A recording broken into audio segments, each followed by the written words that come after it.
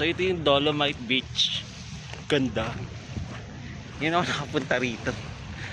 Wow, kalmado yung Manila Bay. Ganda rito. Oh. Linis kahit pa paano. Yung mga kalain meron ditong ganito sa Maynila.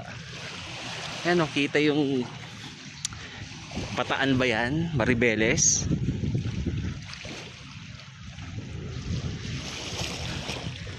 Comment down below kung ano ba yan. Doon kami nakaraan galing Ay hindi. Saan ba kami galing? Sa Laguna de Bay pala kami galing nung nakaraan. So ayan. Galing ako sa Pahalik. Hindi ako nakapunta nung hindi na kami tumuloy nung nakaraan kasi na-high blood si mama. So ngayon ako pumunta.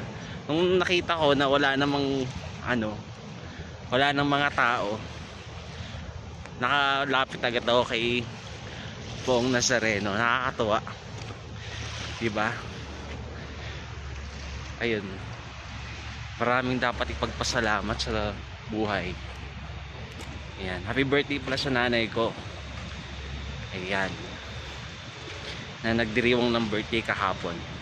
Happy birthday, love you mama. Ayan, so lakad lang tayo rito. Grabe, first time ko rito, para kung ewan, vlog lang. So kapag pala gusto mong mag-relax, dito ka lang pumunta. At least may malapit dito na seashore. Yan, makikita mo yung ganda ng Manila Bay. Ayan, Cavite. Nakaraan pumunta kami ng Antipolo sa may view deck. Kita naman doon yung Laguna. Oo, yung Laguna de Bay. Tapos makita mo doon maraming mga fish pond, yung Pililla Rizal, yung wind turbine doon makikita mo. Ayan, ganda diba? Hindi siya maamoy. Hindi naman siya maamoy, okay lang naman. So ayan, nakakit bato. Yan yung mga bato niya. Yan,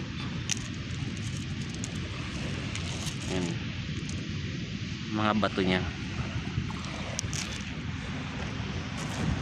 Hindi kaya yata pwede mag sandcastle dito. Pwede kaya maligo dyan? Parang hindi yata pwede. Sisitahin ka pag naligo ka. So bawal. Sana hopefully maging malinis tong Manila Bay, no? Para naman maraming mga taong pumasyal, marami ring makaligo, diba? Ito yung one and only place dito sa Manila na pwedeng mapaliguan. Ang alam ko, yun lang. Ay hindi, marami pa pala. Sa Tondo, meron Tondo Beach, diba? Kaso di daw pwede paliguan yun.